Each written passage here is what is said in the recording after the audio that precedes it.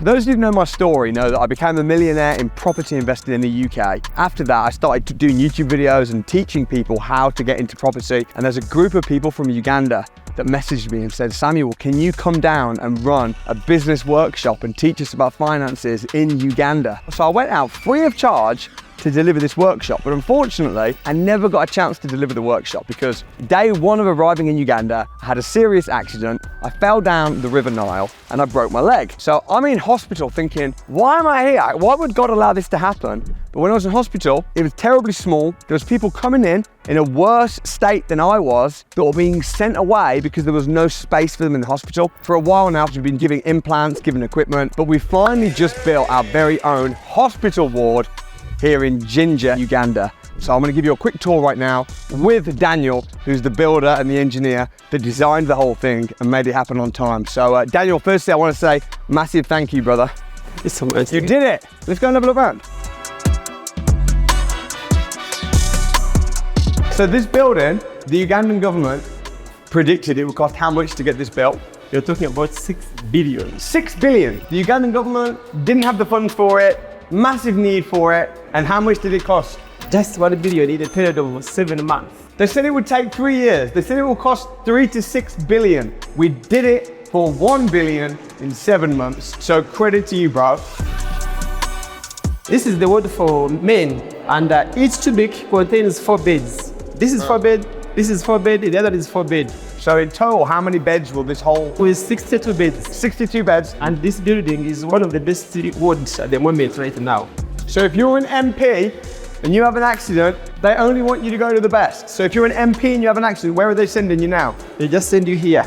Here? Here, we have got the best. We have got the private rooms for specific VIP people. So we have got offices strictly for doctors. When you check most of these wards, they didn't have offices for the doctors. The doctors have to go in other offices, then they come back again. But now this time, you'll be with the patients. This was previously a referral centre where people would come with injuries, accidents. The nurses would check them and then they would then refer them to a hospital where they had the facilities, the equipment, proper wards. But in this whole district, there's no hospital. When the doctor finished my surgery, I went to visit her the following year to say thank you. And I said to her, what can we give you in return? She said, I don't want anything. But what I do want is I want implants, the wires, the equipment. So if you could maybe donate, then that'll be fine. So I said, fine. So I started donating and sending her stuff. And then she came up with the idea. She was like, what we really need is a whole new ward.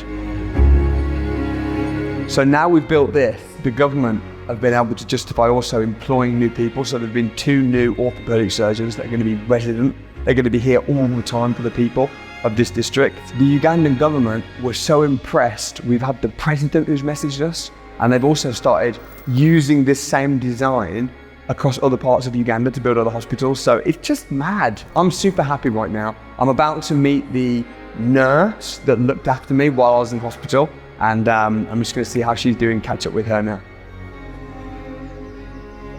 Jovia, good to see you. Good seeing you. How was it in hospital? Was I a good patient or a difficult patient? Very friendly. Yeah, okay. And easy, yeah.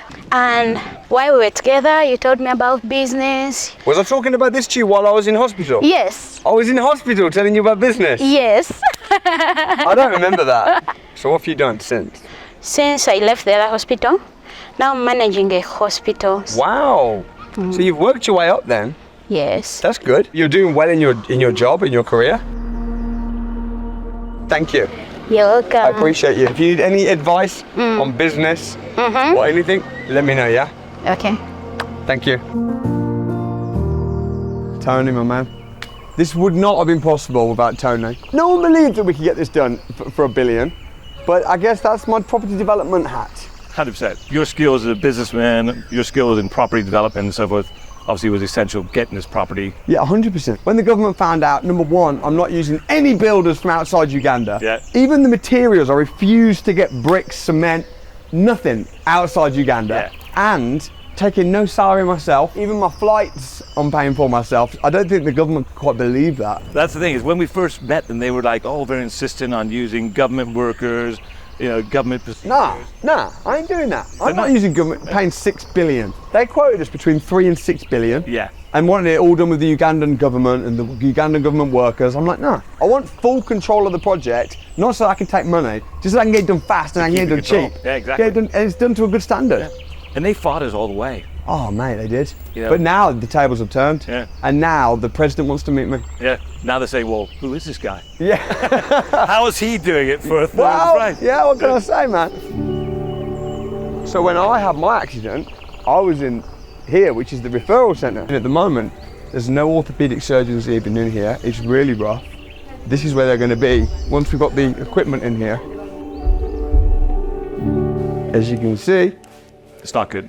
There's a lot of people here waiting. They've this is been here tiny. for weeks waiting for implants to come in, to be donated or to come to the government. And then if implants get donated, that's fine. It will sort of solve a temporary situation, but ultimately, there's not enough space.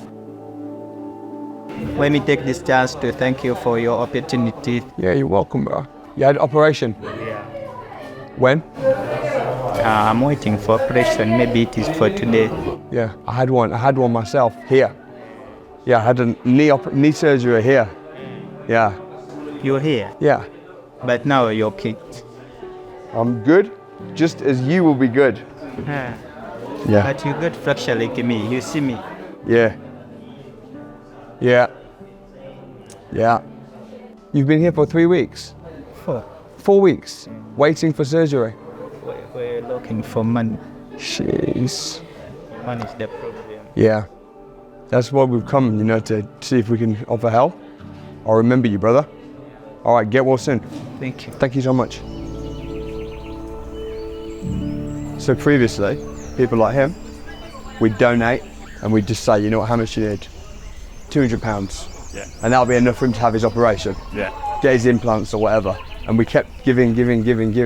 But then in the end, it's like, we just need a full-time orthopedic surgeons. We just need a new building. Yeah. They haven't got space. It's not just a case of we haven't got enough implants. It's a case of the root of the problem, which obviously was a new building. But you know what? I would have never, ever have seen people like that if I hadn't have gone to hospital myself. Yeah. I remember lying in hospital thinking, why has God put me here? Like, I've come out to try and do free business workshops and give out loans to budding entrepreneurs to try and help out, and now I can't, I'm here. Yeah. And it's almost like God was saying to me, I don't want you to do that right now. I want you to see this. Yeah. Everything happens for a reason, and it's sad, there will be sick people, but it's such a difference. Yeah. So Just thank you. Just have the space. Thank you for helping make it happen. One of the best feelings in the world is helping people, but you can't do that unless you've got finance. And it's interesting because a lot of people think rich people are greedy, rich people are bad, but actually you can't do things like this without money. And I want to give a massive shout out to also my Academy members. We've got so many other projects going on here in Uganda and across other countries and across the world. We've got like boreholes, water wells, water tanks, schools. We built 2 schools in this district. There's so much stuff that we're doing, and a lot of it is funded by my property business, yes. But now we're having a bigger effect because a lot of it is funded through my Academy members, which is just incredible. So if you want to be able to live a happy, rich, fulfilled life, my advice would be learn about wealth, become wealthy yourself, but then give back, make the world a better place. If you want to jump on some of my property training, it all starts at the crash course. It really does. Come and spend a full day with me learning about property, and then come out to Uganda, start your own thing, start writing books, start building charities, start making things happen. I look forward to spending a full day with you at the Property Investors Crash Course. I'll leave a link in the description. Thanks so much for watching. God bless. Peace out.